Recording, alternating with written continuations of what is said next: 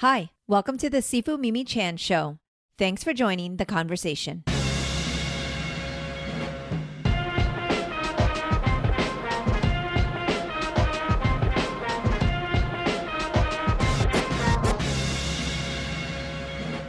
The Mimi and Greg Show 2026. We are back. In this episode, I catch up with the legendary Greg Rucka. We talk about all things writing, pens, life, and his epic comic Lazarus Fallen with co-creator Michael Lark. Greg and I have been steadily podcasting together since 2019. Little did Greg know what he was getting into by saying yes to that first episode. Going on 7 years later, I am so grateful to call Greg a true friend.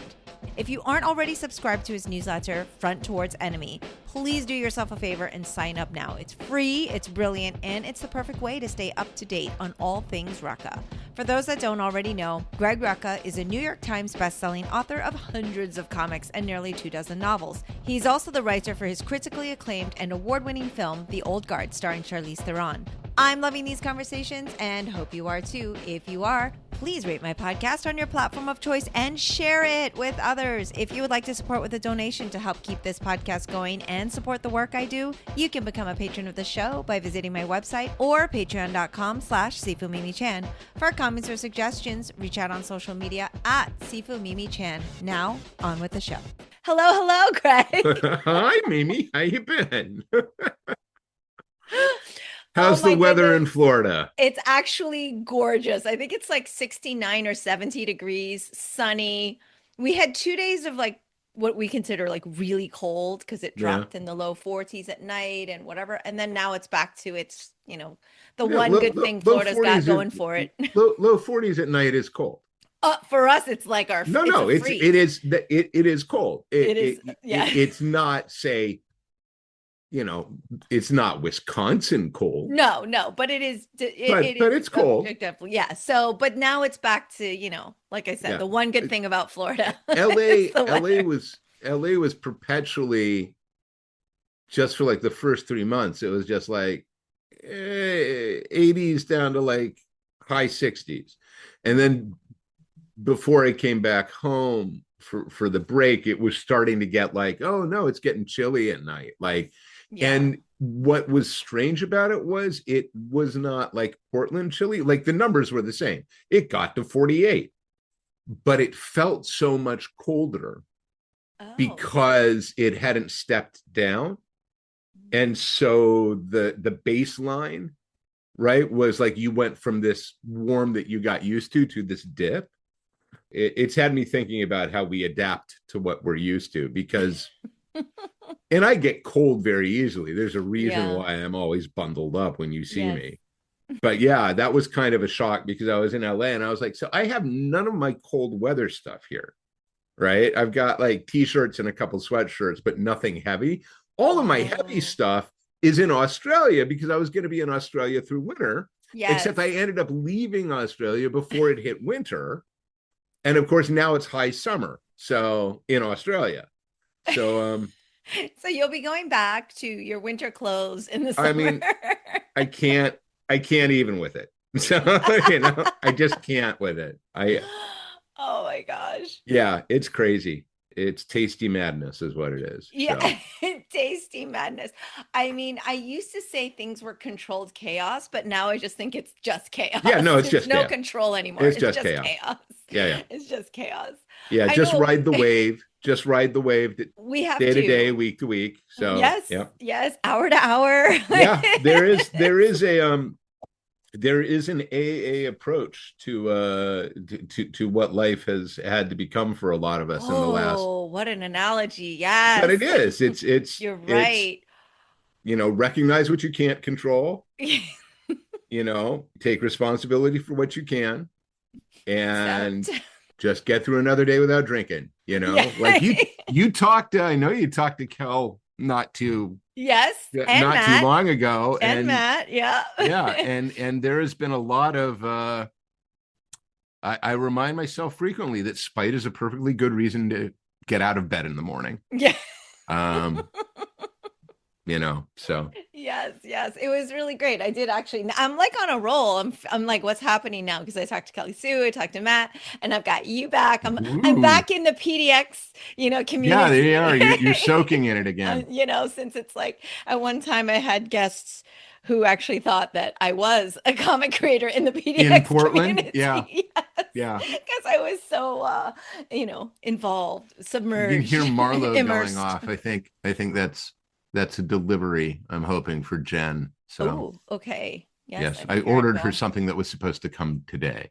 So Oh, okay. Well, we love packages that are filled with good things. yes. That's always a plus. See, the other thing with the schedule, man, normally I send you guys something, right? Oh, I haven't sent squat to anybody this year, like to nobody.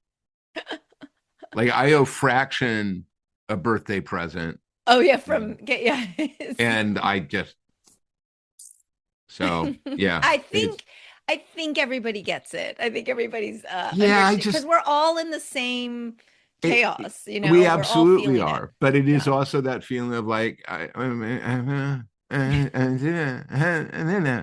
yeah. So I know. Well, hi, I what do mean, you want to hi, talk about, Mimi?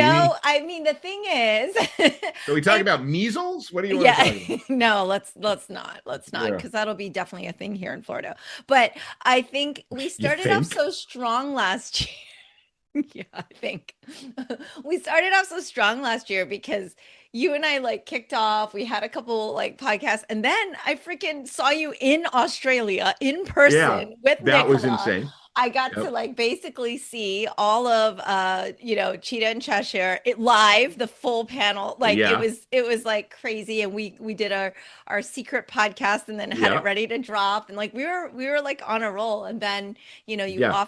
often went to LA and it was like shoom, and I kept Yep. telling everyone we're back. And then it's like, but It'll this is happen. perfect because this is January 2 when we're recording this. Luckily, I've pre-recorded, so I have a few in the bag. But Mhm. of course, you're the first podcast of the year, so that Oh. means it's going to be a good year. Oh, Like okay. All we're right. back.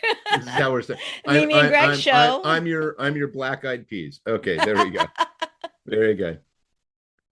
Hey, consistency. There, if there's any bit of consistency that's comforting, I'm going to hold on to it. I do not begrudge that at all. I Not did at have all.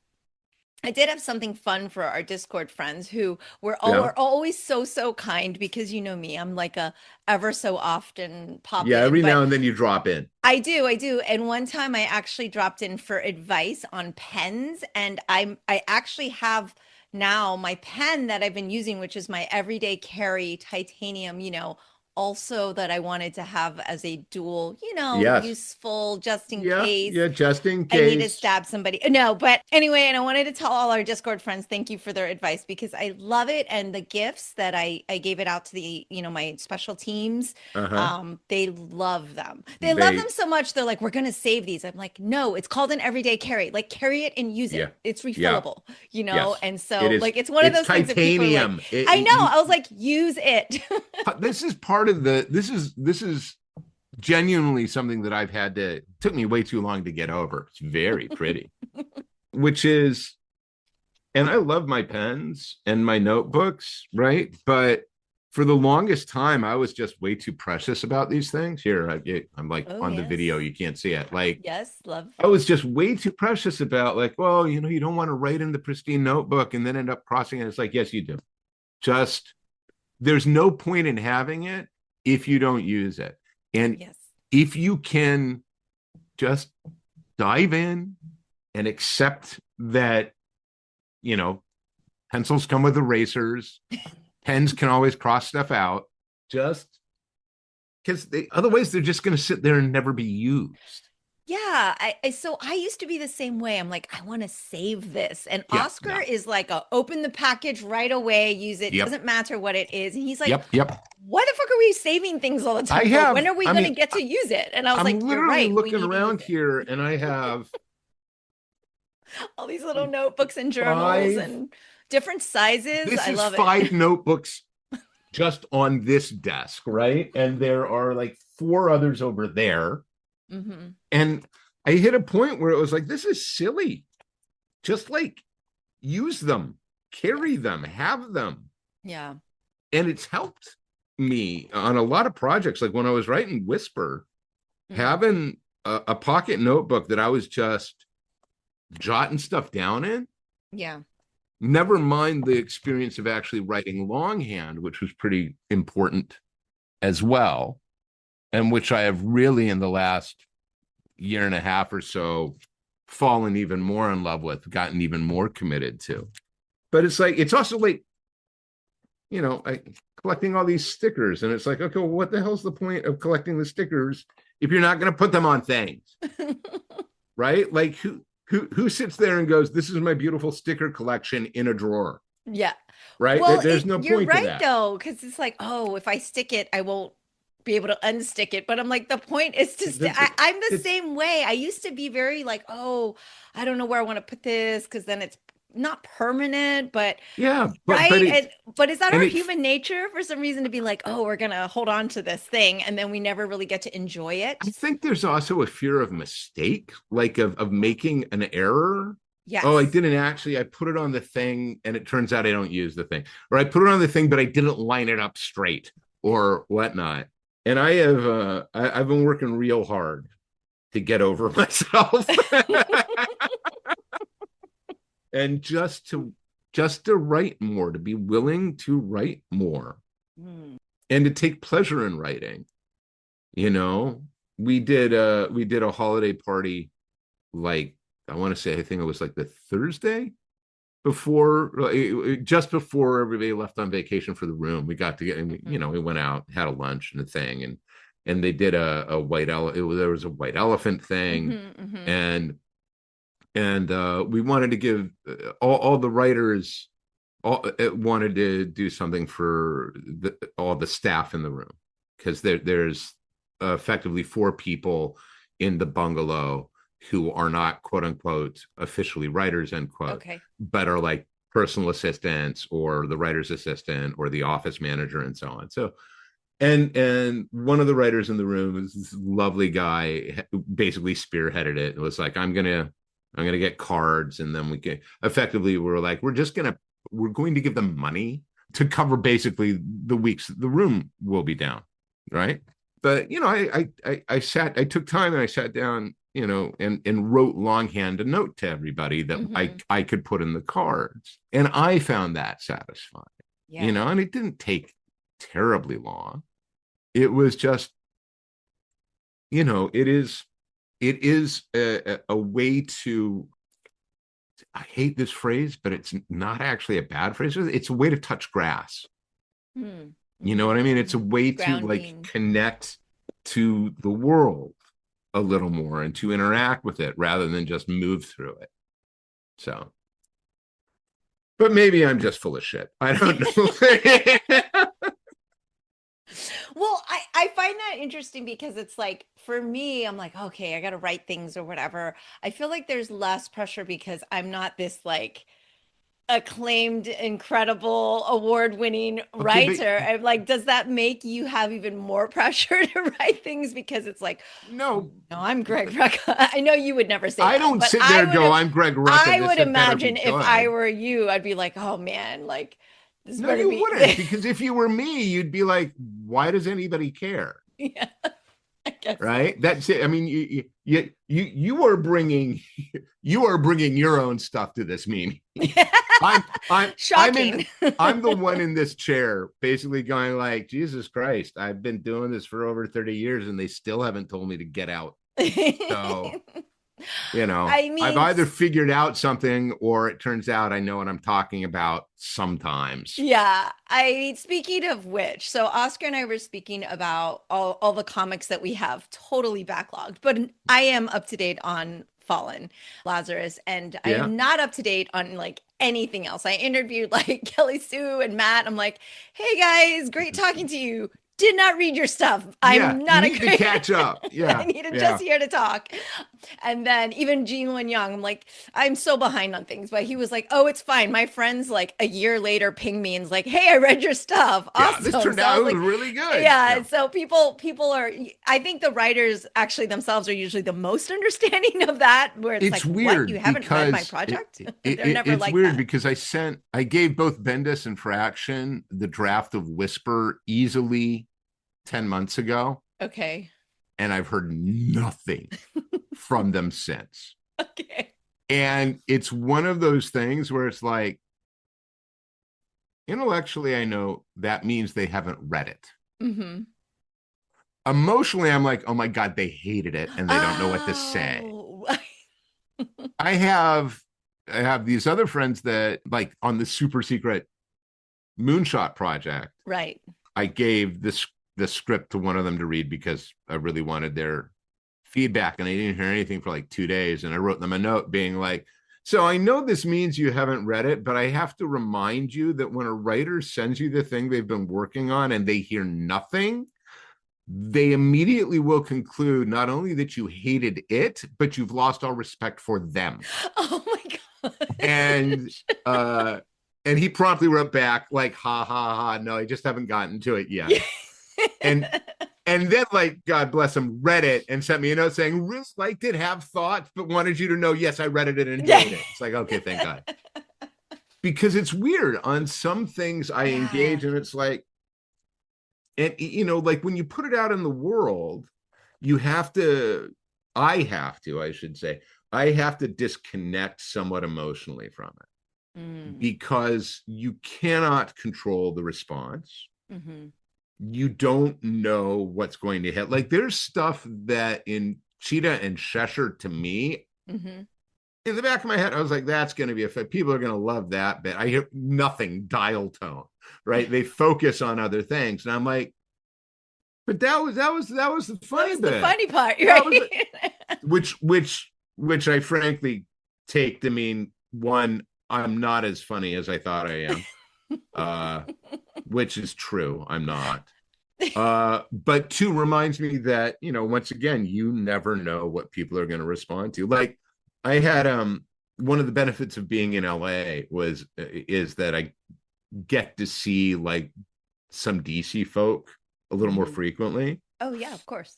And I got together with Rob Levin and James Reed, who were the editors on Batwoman. We were trying to work out some Batwoman stuff.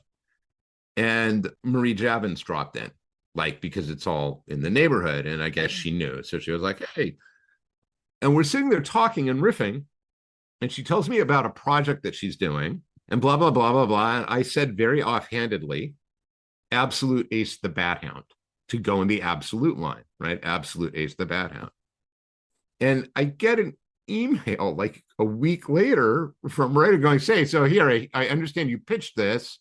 Would be a one-pager. You think you could do this? And I took like 4 weeks and had to write back going like, so here's the problem. It's a funny idea. I'm not the guy to do it. Right? Like, it's a great premise. You could get a lot of humor out of it. I'm not the guy to write it. Like, go with God, you know, please take it and run, because I can't execute that. So okay. It's important to know your limits, I guess. Or your wheelhouse, but also is it dependent? And I think you, Nicola, and I spoke about this too. It's like what you're feeling at that moment too. Like maybe at another time you would be like, oh, I can run with that. I mean, right? Isn't it? And what's on your plate? Of and course, sometimes like, the idea capacity. is there. Like, literally, I have to write a story today that is late, and the reason it's late is that I just told the pitch. I foolishly agreed to the pitch, and then I couldn't come up with a way to tell the story. I was like, I don't even know what this story is. Oh, I have an idea. And then it turned out another writer was doing that idea and was doing it like exponentially better than I could execute it. Like, I read their script and I was like, I'm not touching this. You know what I mean? I can't. And ended up having a conversation with the editor a couple of days ago and finally broke through on it and figured, okay, so now I got to write it. Yeah. But, and this is the other thing, right? Like part of your job as a professional writer is you get the assignment, you fulfill the assignment. If you're sitting around going, well, I have an idea only about this thing, and somebody says, all right, but we need a story about this thing, and you go, well, I got nothing, you're going to find yourself out of work pretty quick, right? It is a job. You have to find a way to deliver. So I can sit there and be like, I don't know how to make this one page comedy thing. I'm not that guy. There are lots of men and women out there who can write that. I'm not that person for this one. I can take a pass on this, but this other thing, it's like, no, you're committed. You got to come up with something. So come up with something, you know? Mm-hmm. And, one of the things that I suppose marks a professional from an amateur is that, at least in this regard, you get told, come up with something. Now you got to come up with something that's going to be at least a B or a B plus. Mm-hmm. You know what I mean? You can't sit there and be like, well, I'll just phone in crap. No, you're committed to the job. Now you've got to do the best you can with it. And you are expected to deliver. Yes, you have to deliver. Yeah. Yeah. So, it's going to be an interesting day writing. I believe in you. Thank you.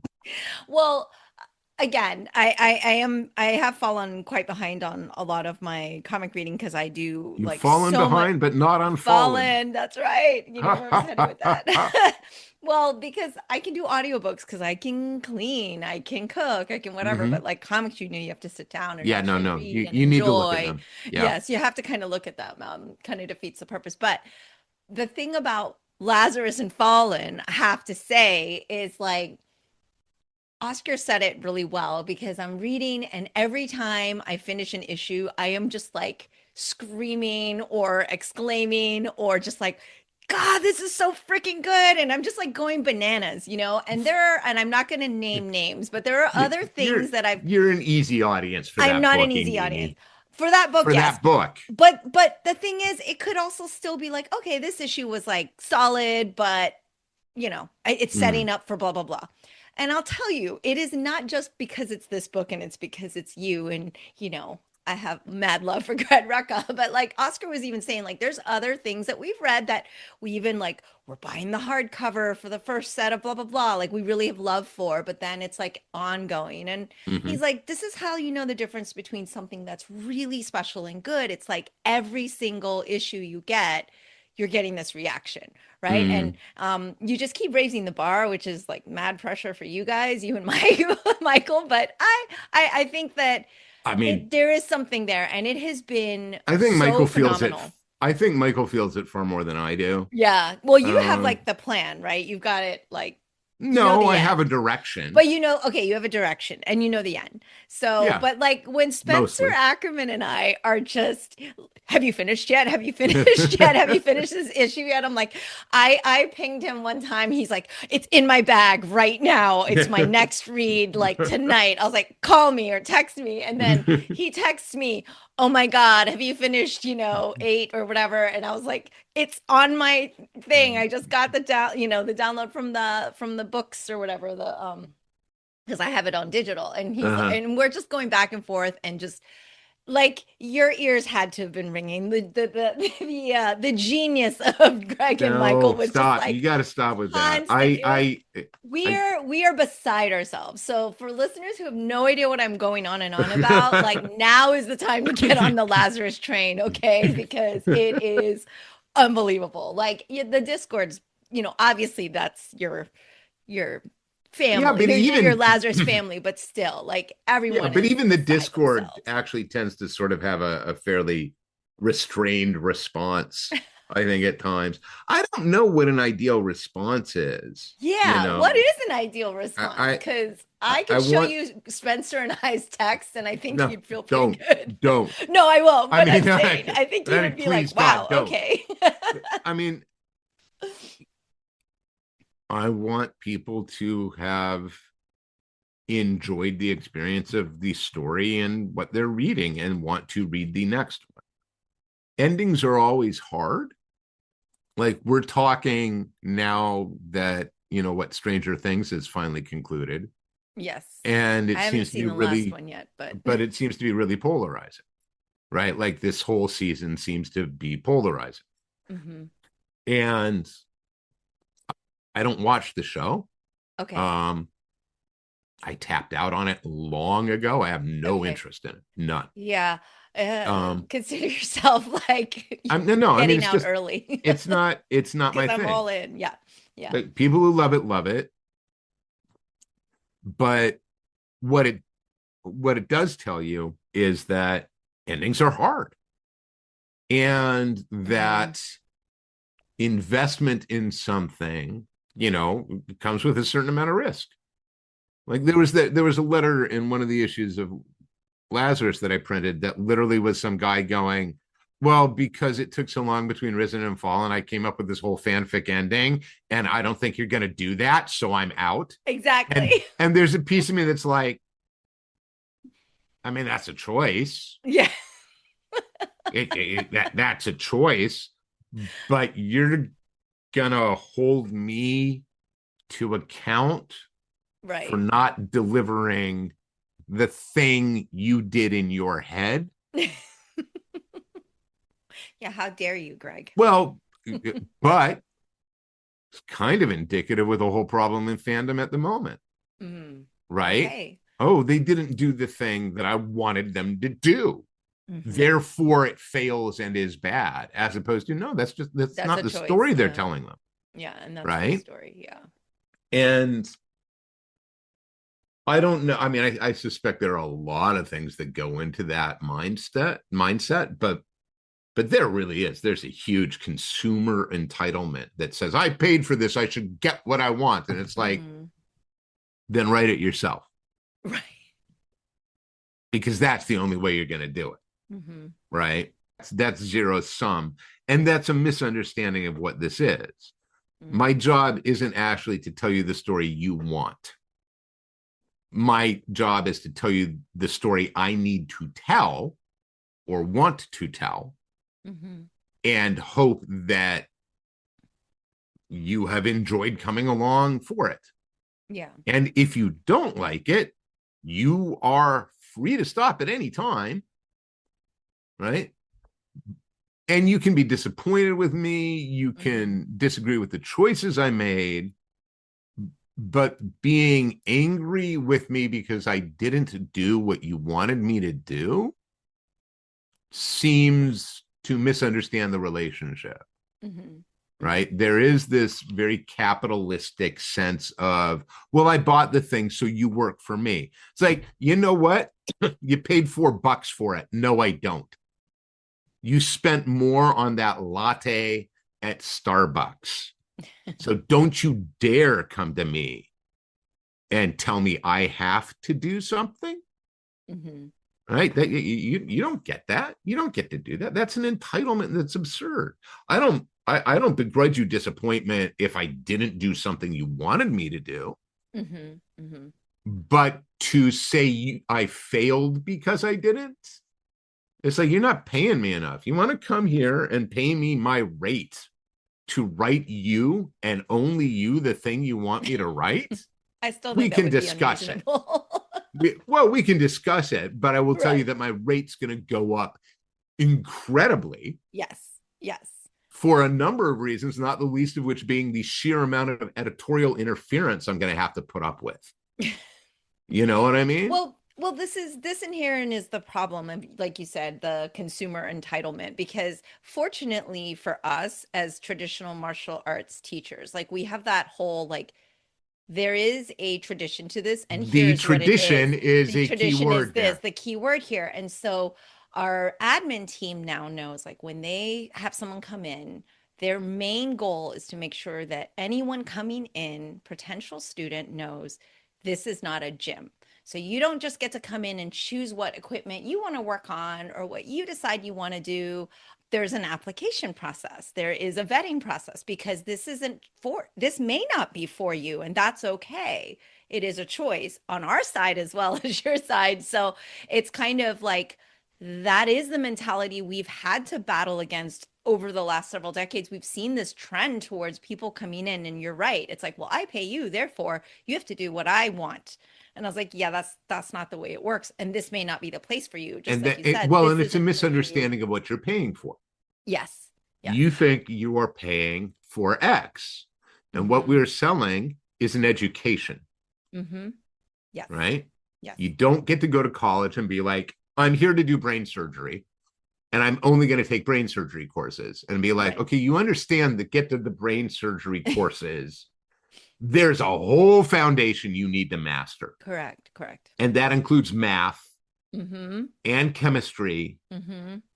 and basic biology and a whole bunch of stuff you may not enjoy Yes. to get to the thing that you want. Yes. Right? It is remarkable how that consumer mindset breaks everything. Like you can apply it to politics too, Mm-hmm. and Yeah. political movement. I did these things. I'm entitled to these things. You're entitled to what? Right? I mean, it's just it's well, but I was told I was going to get these things. I haven't got. They weren't delivered. Yeah. I paid for this. I'm owed it. Like Casey and Fallen is a great example of entitlement. Oh, And the response to, for lack of a better way, that mask coming off has been really interesting to see, because people are trying to justify. A lot of people are in there and they're like, I don't, why? It's like, because that's who she always was. mm-hmm. She always was this person. Go back and look at her from the start. Right? And she is somebody who, I am doing these things, I am going to get out. Mm-hmm. Casey's most important person is Casey and always has been. And that's the byproduct of both her environment. You look at Dennis and the world, right? She is a perfect consumer. And now here's the thing. You get to graduate. You get your chance to have the thing you feel you are owed. Here's Malcolm going, I have it for you. And she weighs that, and it's a 10-second consideration. Yeah, yeah. At And the that is most. where, like you said, that's who someone already Yeah. is, because there's You no get to have deliberation. all the power, all the Yes. respect. You get to be the persecutor and not the victim. Mm-hmm. It's going to probably kill you. Yeah, okay, I'm down. She's very angry. She has always been very angry. Yes. Yes. And her anger is misplaced. It is. Right? And She blames Joe. She mm-hmm. blames Michael. Michael. Oh, Michael. You know? Yes. And of course, it gets muddied for poor Michael in particular. And I think you can see it at this point in the story. You can certainly see it with Joe. Yeah. Which is there is a genuine emotional connection between Michael and Joe now. Mm-hmm. Clearly, Joe feels very strongly for Michael. And you see that immediately when, I think in Fallen 1, when she comes in to see there he is, right? She feels very strongly for Michael. She is not, because again, the product of the environment she can't articulate why she feels what she feels or even put a name to what she feels. But then you have Casey come along and be like, oh, well, yeah, she seduced you. You were fucking her, because all she can do is see it as transactional. It's all transactional, right? Like she would not be able to look, even if she was correct, and we know she's not, but even if she was correct and that Michael and Joe were sleeping together, she is unable to conceive that they might be doing that because they're in love. Right. It's all transactional, like you said. Yeah. She only can thinks only the see worst it about as people. Michael is doing this so he can sleep in a comfortable bed and eat really good food and get all the things, quote unquote, he's entitled to, end quote. Mm-hmm. right? And for Michael, every choice he has made has been on a fraught moral and ethical I know, path, dear Michael. right? Like he has tried to be moral and ethical at every turn, but Yeah. and you can see the compromises, and they go all the way back to Lift, right? When he gets to the rig, and Sister Bernard brings him in, Mm. Yeah. one of the first things she does is give him a new pair of glasses, right? Yeah. Now, she's not doing that to buy him, right? That is an act of generosity. But his acceptance of it actually required Michael to go, well, where is the moral ethical compromise here? Do I accept this gift? Yeah, it's been painful, but when you lay it out, and then, like you said, when you kind of start thinking back, you're like, oh, but this is kind of who she is and the choices Yeah, it she's was. made. But it's still painful because for a while, except for where she goes off with, forever and does that mission, and when she's like joined the daggers or whatever, like they were together. And so you saw them kind of as a unit. And Yes. so it was masking her, like Well, it made you not notice as much like her well, tendencies, because you and saw them more as this than sweet unit you well, wanted to root for. more than one thing can be true, right? Like Yes, yes. Casey can have wanted and invested in the friendship, or in so much as there could be a friendship there. Like those things don't immediately cancel each other, Hmm. right? The question becomes, at what point does one outweigh the other? Right, right.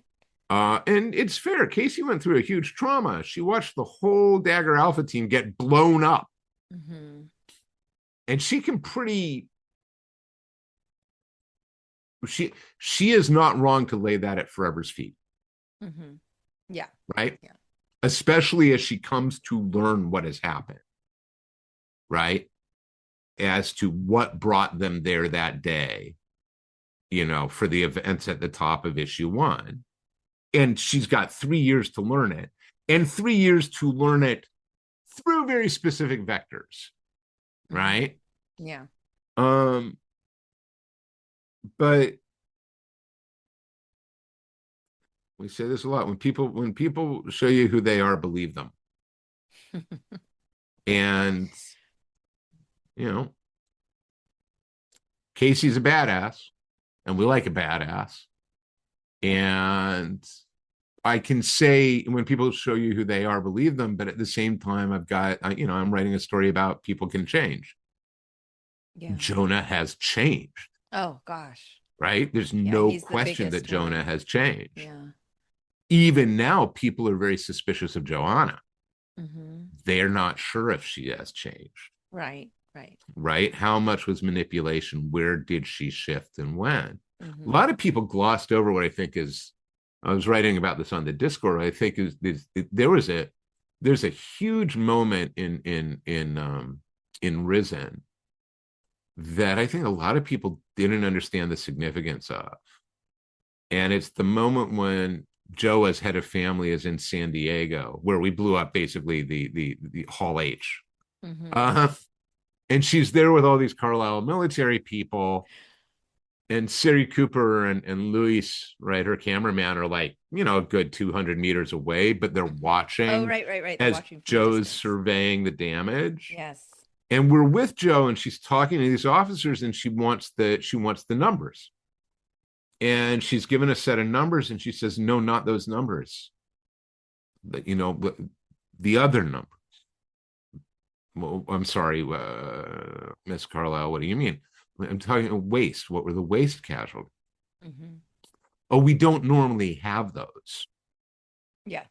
And she's like, get me them, right? Hmm. And then you cut to Siri and Luis, and Siri's like, rack her up. what's your zoom on that? Rack her up. I want to see what she's doing. And Louis is like, are you kidding me? Like, you want me to point a camera at head of family? Like, that can be my life. And she's like, Yes. don't worry, I'll take the hit. And you don't hear what's said in the moment, but you get Johanna framed up on this Zoom and she's weeping. Mm-hmm. Well, what's she weeping over? Right. And it seemed to me a lot of people just skated right past that because they look at Joe in particular in the first 28 issues.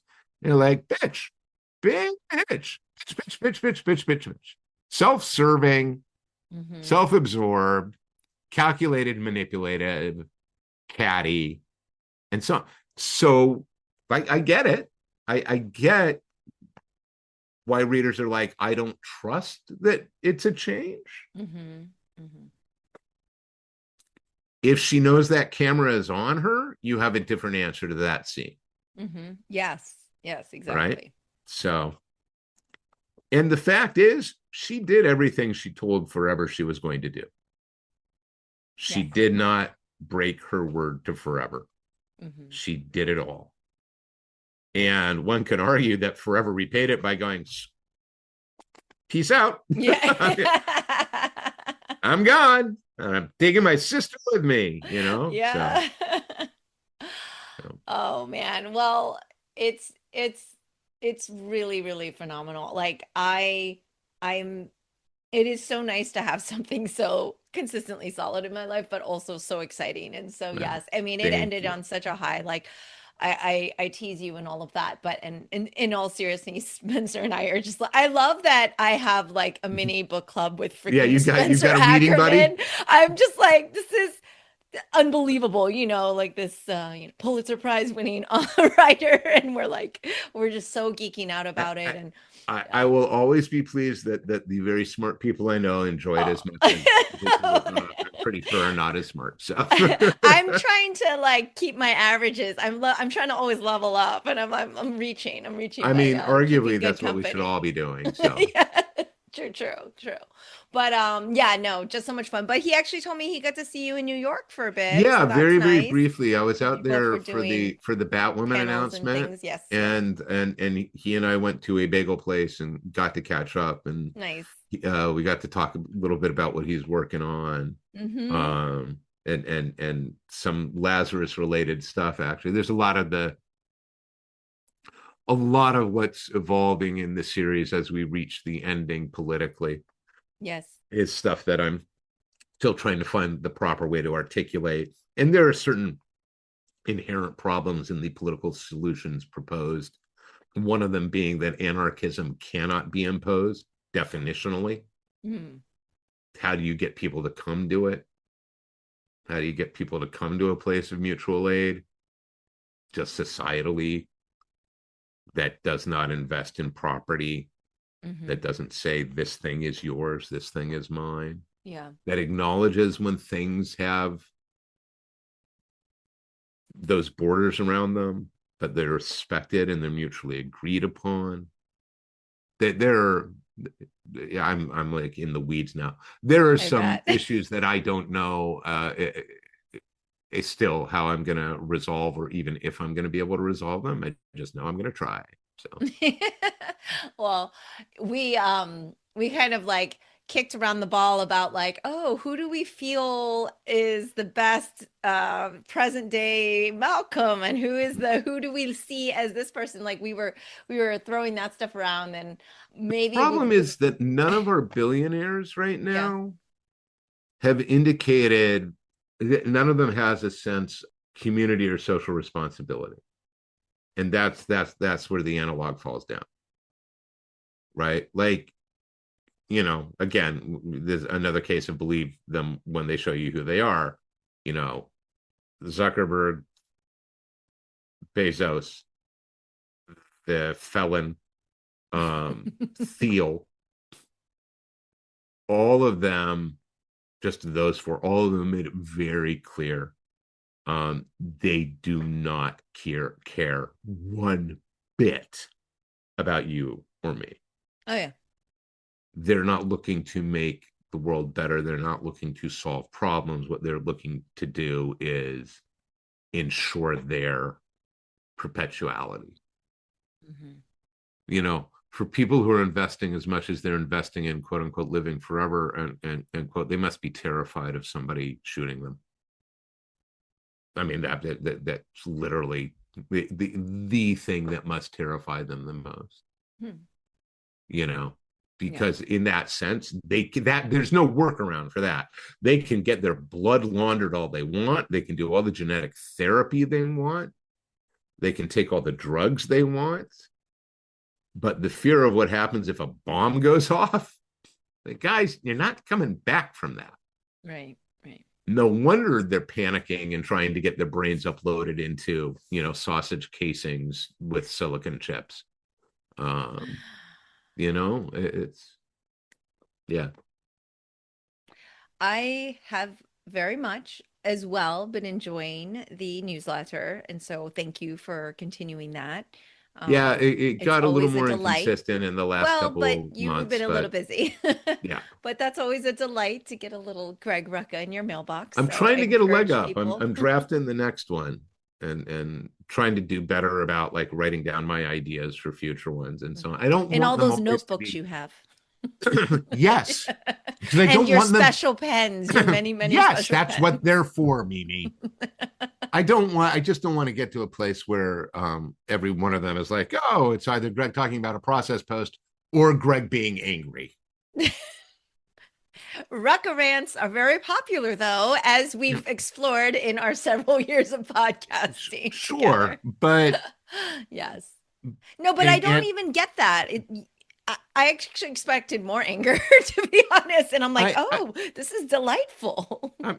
I'm I'm trying to be moderate. Yes. Not everybody needs. Look, if you want to get angry, all you have to do is open up social media. So For like 30 seconds. Yeah, I don't do takes that. less. We have enough. We have Yeah. enough anger. Yeah, we have enough anger. And next time I definitely want to talk to you about Cheetah versus Cheshire because I will be done by then. And then we can drag Nicola along. Last issue is next Wednesday. Week. Next, okay, yeah. So I'll be caught. Maybe you'll be back in Australia by then, and we can find a time to get a reunion of the three of us to chat. Yeah, that would maybe be nice. you and Oscar will join us. Oh my gosh. That would be amazing. More likely to see you in LA than Australia again. That was quite a flight. Sadly. That was quite a flight. Yeah. Yeah. Or Portland. I mean, yeah. I could always visit Portland. Yeah, if I'm here. I know, right? Well, I'll just hang out with Jen. Okay. She won't mind. Yeah, I have checked in on her now and again. Oh yeah, no, she sends her love. Sure so she's doing all right. And I know it's hard, like being all over the world, but like you said, right now at least you're in the same time zone and that helps and everything. And I just I can't believe it's so long since we've actually been able to virtually reconnect. But it's been a while. Miss you dearly, and it's so good to see you and talk to you. And I'm glad we got to do this. Yes, and hopefully thank you so much it won't for be too making the terribly time. long before we do it again. Yeah, so. Well, you know I'm not going anywhere. So yeah, fair enough. My problem is, as I said, I don't know where I'm going to be. So I know. Well, you never know. I may just show up in whatever land you are in, like I did last year. Give me a little warning. But... I do. I try. Well, you did that time, yeah. Yes. Yeah. Listeners are gonna think I'm just like randomly showing up on your doorstep. Yeah, I'm gonna. Hi, I'm here. When is Greg putting out a restraining order on me? Yeah. Well, if they go like several episodes back to our origin story episode, I'll try to have my VAs tag that here about me like practically going over a train in San Diego Comic-Con nearly dying because I needed to meet Greg Rucka in the lobby and possibly get an interview. But then you invited me to your house, so I mean, you kind of invited me in. I'm like a vampire, like you let me in, and that's it. Have you heard me complain about this? No, not at all. Okay, so you can stop now. All right, you listeners, Mimi and Greg show is back. Your whatever we're on. Happy New Year to everybody. Happy New Year. May 26 bring more joy than sorrow. More joy than sorrow. It's a good cut. That's a good phrase. We'll hold on to that. Yeah. All right. All right, Mimi. Thank you. Thank you. Bye. That's all for today's episode. Thanks for listening to The Sifu Mimi Chan Show. Please subscribe and rate my podcast on your platform of choice and leave a review. You can become a patron of the show at patreon.com/SifuMimiChan to help keep this podcast going. Follow me and interact on social media at Sifu Mimi Chan on Instagram or Facebook.